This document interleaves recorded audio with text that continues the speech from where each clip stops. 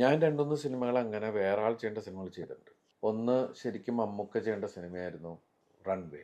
Walayar check post എന്തോ വേറെ എന്തോ ഒരു പേരായിരുന്നു ആ സിനിമയ്ക്ക്. അങ്ങനെ ആ പ്രോജക്റ്റ് നടക്കാണ്ടായി കഴിഞ്ഞിട്ട് ഒരു ജോണി എൻ്റെ അടുത്ത് വന്ന് പറഞ്ഞു, ദിലീപേ ഒരു കഥ സിബിയുടെ ഉദയൻ്റെ കണ്ട് താൻ വെറുതെ കേട്ടു നോക്കണം. ഒരു സ്പിരിറ്റ് മാഫിയ ലീഡറൊക്കെ മാറുന്ന ഒരു സാധന. ഞാൻ പറഞ്ഞു ഞാനൊക്കെ ഇത് എടുത്ത പൊങ്ങും. അതുപോലെ ഒരു ഡയറക്ടർ ചെയ്യേണ്ട ഒരു സിനിമയാണത്. അങ്ങനെയാണ് ഞാൻ ഇവരുടെ അടുത്ത് പറഞ്ഞു, ജോഷി സാറിനോട് പറഞ്ഞു നോക്ക്, സാറിൻ്റെ മനസ്സിൽ നമ്മൾ ഉണ്ടെങ്കിൽ. സാറിൻ്റെ അടുത്ത് ഇവർ പോയി കഥ പറഞ്ഞു. അപ്പം ഇവർ കുറച്ചൊക്കെ മാറ്റങ്ങൾ വരുത്തി. അത് ഞാൻ സാറിന് വിളിച്ചു, എടാ അത് കൊള്ളാടാ അത് എന്ന് പറഞ്ഞു സാറ്.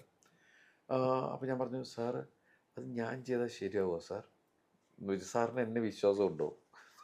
എടാ നീയാണ് കറക്റ്റ് അതിന് എന്ന് പറയും. ആ ഒറ്റ സാറിൻ്റെ ഒരു കോൺഫിഡൻസ് ഇല്ലേ, അതാണ് പിന്നത്തെ എൻ്റെ കോൺഫിഡൻസ്.